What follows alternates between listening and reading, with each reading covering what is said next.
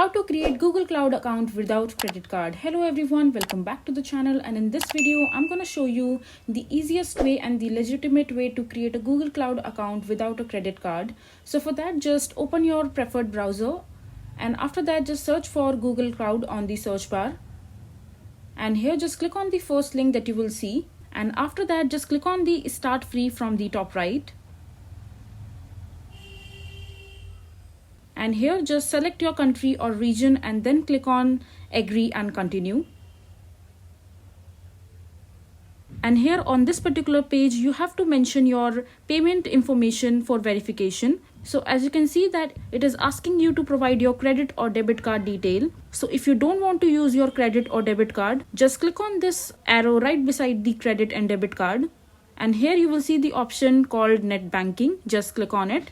Now you can do the net banking payment using your online bank account, as it typically proceeded under 24 hours. Then just go ahead and select and choose your bank for the net banking payment after entering the payment flow and make a payment.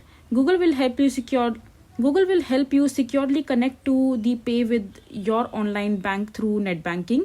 You will be redirected to the net banking to complete your payment, and then check your email address. You will get an email shortly after paying.